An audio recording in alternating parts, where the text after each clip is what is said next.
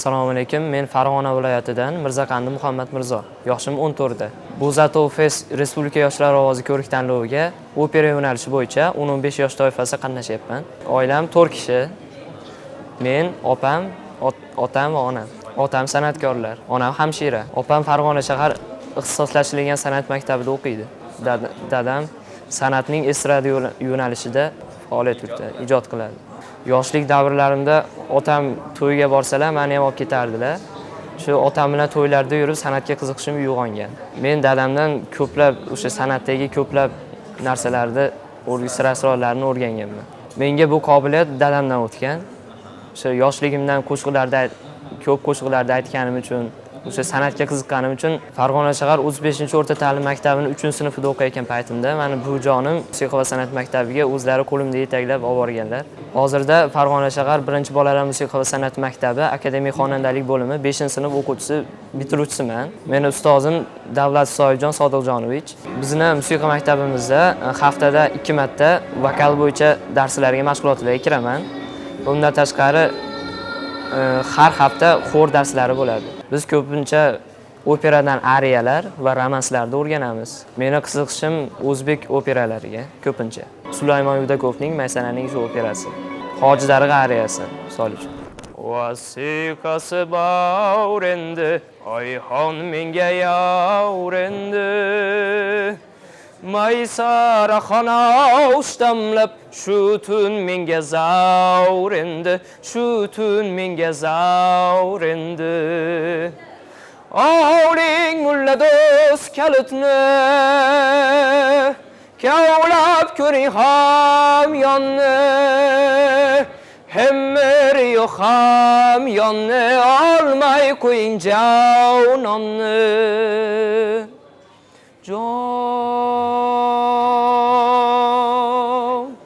Olmay qo'ying javnonni.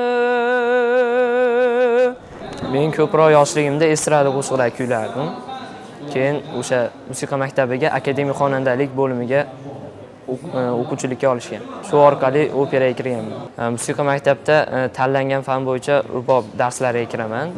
Rubob cholg'u asbobini chalishga menga o'sha o'rganib olish uchun bir oy vaqt ketgan, bir oy. Men hozir rubob cholg'u asbobida o'zbek milliy kuylarini chala olaman ko'plab. Men musiqa maktabida o'rgangan asarlarimni uyga borib dadamga eshittiraman. Masalan, ustozimiz Ozodbek Ahmadovich qo'shiqlaridan, ustozimiz Botir Qodirov qo'shiqlaridan, Sherali Jo'rayev. Keyin dadam menga xato kamchiliklarni va ba'zi maslahatlarni beradi. Men shu maslahatlarga rioya qilishga harakat qilaman.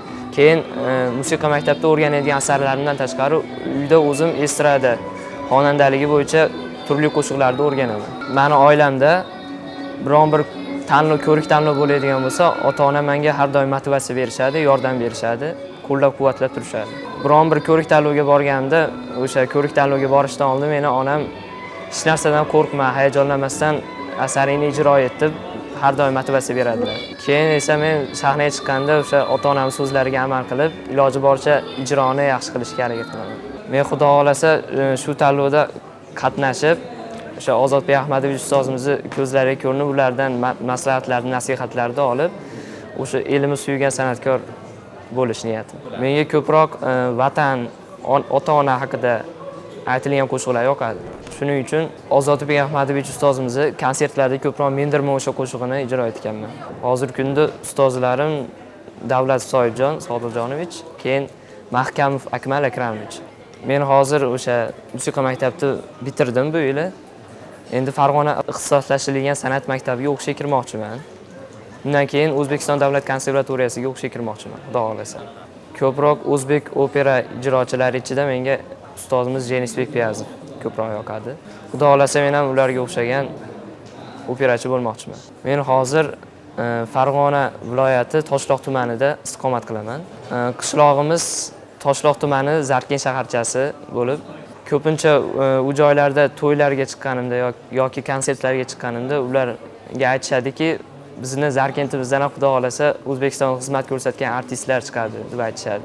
Bundan juda mamnun bo'laman va shu natijaga erishishga harakat qilaman chin dildan.